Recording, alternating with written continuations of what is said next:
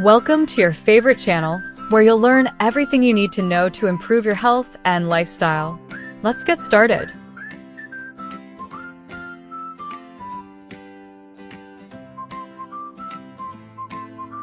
All right, let's talk about something most of us can't live without: coffee.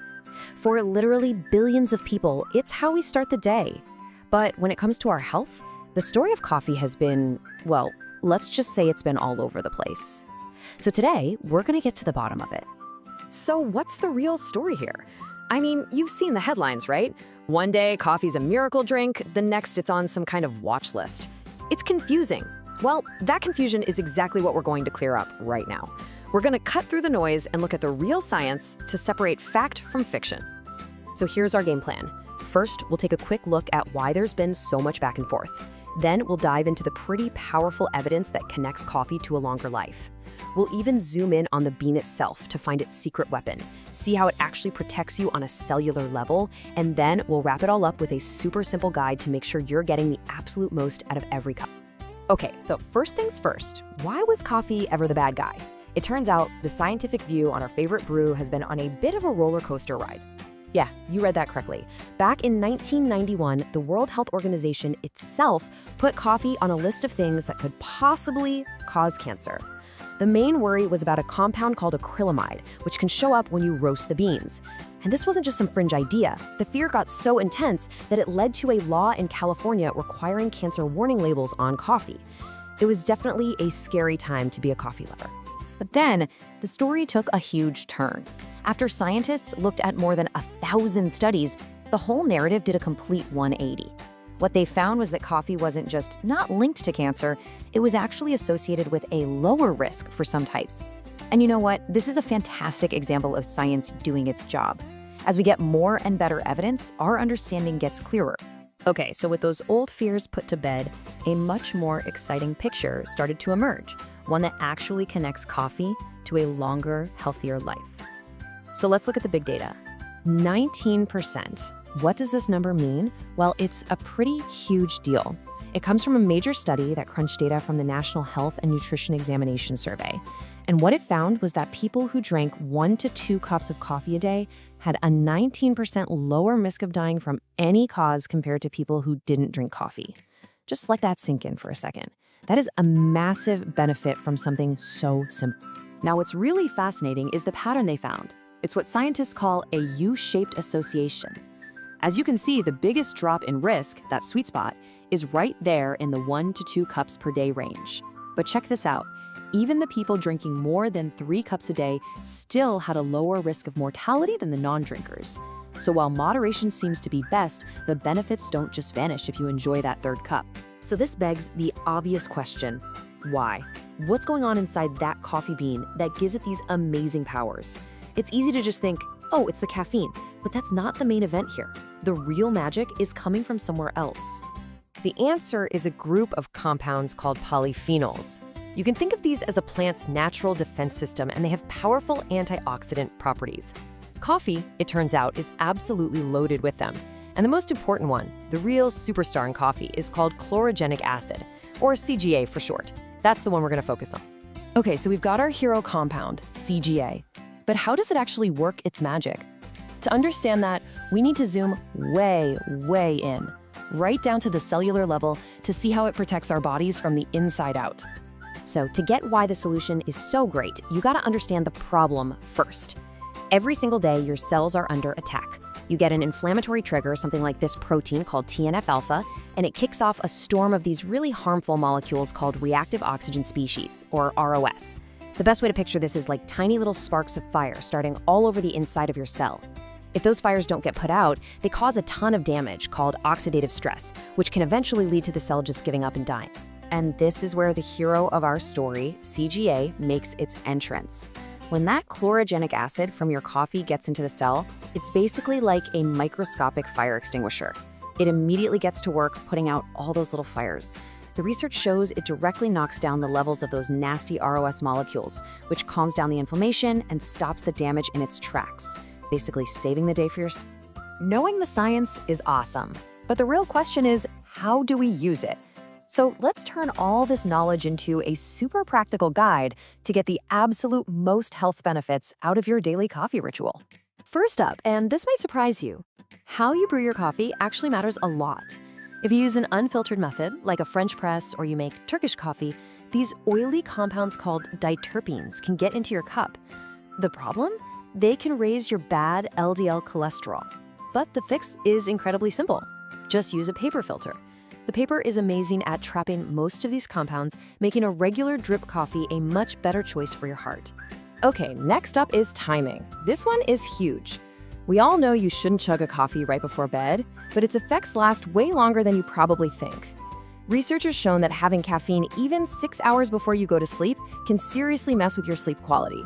So a really good rule of thumb is the 6-hour rule. Make that last cup of coffee an early afternoon thing. If you want to be asleep by 9 p.m., your last sip of caffeine should be no later than 3 p.m. So let's put it all together in one simple checklist. Number 1, aim for that sweet spot of 2 to 3 cups a day. Number 2, always use a paper filter. 3, remember the 6-hour rule. Cut off all caffeine at least 6 hours before you plan to go to sleep. And finally, try to enjoy it with little to no sugar. You don't want to cancel out all these incredible benefits by loading it up with sugar. So, as you can see, that cup you have every morning is so much more than just a habit to wake you up. It's a powerful tool. It's a daily dose of protective compounds that are literally working to keep your cells healthy. So the only question left is, how are you going to use this knowledge to make your next cup even better? Thanks for joining me for this explainer. Here are some tips to help you have a healthy and strong body and mind. Remember that we upload videos every day.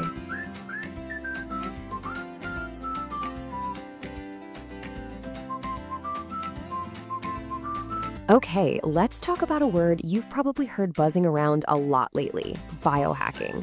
What is it really? Is it some far-off sci-fi concept, or is it something you can actually start doing, like, today? Well, we're going to cut through the noise and show you how making a few small, smart changes can make a huge difference in your health. Let's dive in. So when I say biohacking, what's the first thing that pops into your head?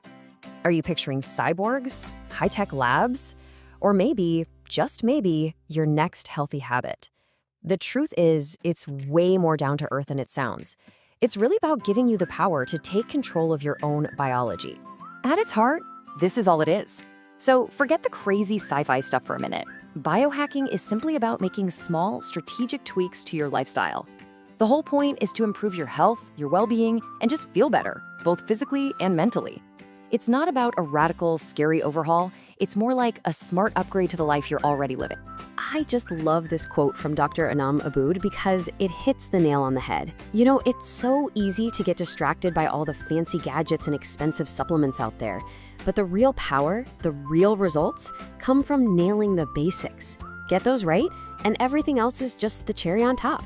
It's also super important to understand that biohacking isn't just one single thing. It's actually a whole spectrum of practices. We can basically break it down into 4 main branches, and each one has a different goal and, you guessed it, a different level of risk. So on one end, you've got lifestyle biohacking. This is stuff like improving your sleep or managing stress, all very low risk. Then you have nutrigenomics, which is all about tailoring your food to your unique genetics. After that comes technological biohacking, using wearables to track your data, which is also pretty low risk. And then, way over on the other end, you've got the extreme stuff, DIY bio or grinders, which involves things like implants. That's high risk. In this explainer, we're going to stick to the low risk, high impact stuff. So where do you even start with all this? Right here, with the basics. These are the simple and often totally free habits that give you the biggest bang for your buck when it comes to your health. This is the foundation you build everything else on. Just take a look at this list. Seriously, these are some of the most powerful biohacks out there. And guess what? Most of them don't cost a dime. We're talking about things like intermittent fasting, getting really good quality sleep, just drinking enough water, eating real food, and making sure you get some sunlight every day. They might seem almost too simple, but trust me, when you put them all together, the effect they have is absolutely profound. Let's zoom in on sleep for a second, because you could argue it's the ultimate biohack.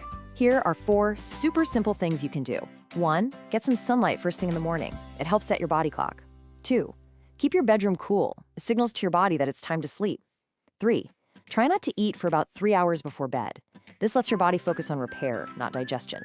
And 4, use blue light filters on your screens after the sun goes down. It helps your body produce the sleep hormone melatonin. Simple, right? Okay, so once you've got those foundational habits locked in, then you can start looking at leveling up. This is where we can bring in some specific tools, like certain supplements or even beneficial stressors, to really amplify the results you're already getting. Now, a key concept here is a word called hormesis. I know, it sounds a little technical, but the idea is actually super simple. Basically, what doesn't kill you makes you stronger. Think about it. Exercise is a short-term stress that makes your muscles grow back stronger. Well, things like cold plunges and saunas work the same way. They create a temporary stress that flips on these powerful repair and anti-aging switches in your cells. A really hot topic in the longevity world right now is a molecule called NAD+. You can think of it like the spark plug for your cells. It's critical for energy, but our levels drop as we get older. So there are two main ways people try to boost it. You can take oral precursors like NMN or NR, which are basically the building blocks your body uses to make its own NAD+, or you can use things like at-home injection pens that deliver NAD+ straight into your system, totally bypassing digestion for a more direct hit. And of course, NAD+ is just one piece of a much bigger puzzle. The world of supplements is getting way more targeted. For longevity, people are looking at compounds like fisetin, which helps clear out old junky cells. For brain power, things like lion's mane mushroom are getting a lot of attention. And for metabolic health, compounds like berberine are being studied for how they can help manage blood sugar. All right, now let's peek into the future, because this is where things get really, really cool. Technology and biology are starting to merge in ways that give us insights into our own bodies that were once pure science fiction. This is opening the door to truly personalized health. Yeah, wearable tech has come a long way from just counting your steps. The new frontier is all about specialized monitoring. We're talking about devices that can track specific things, like your blood sugar or stress hormones, in real time. This gives you a constant stream of personal data so you can make smarter decisions about your health. And this isn't some far-off future, it's happening right now. At the recent Consumer Electronics Show, we saw some amazing gadgets. There was Peri, a tracker for hormonal changes during perimenopause, Allergen Alert, a little handheld sensor that can find hidden allergens in your food, and even something called a longevity mirror that can analyze your stress levels just by looking at your face. This is personalization on a whole other level. So what do you do with all this data? Well, that's where AI steps in. Check out this number. 0.63. That's how accurate an AI model was at predicting how a meal would affect someone's blood sugar. Now compare that to the old school method of just counting carbs, which scored a measly 0.14. That is a massive difference. It shows how AI can create personalized nutrition plans that actually work. Now, with all of this exciting new stuff, we have to talk about safety. This is so important. The #1 rule of biohacking should be the same as the #1 rule in medicine. First, do no harm. Your personal health and safety have to be the absolute top priority, always. And this right here is a perfect example of why that matters. Look, not every hack is for every single person. For instance, cold exposure might be a bad idea for someone with high blood pressure. And prolonged fasting?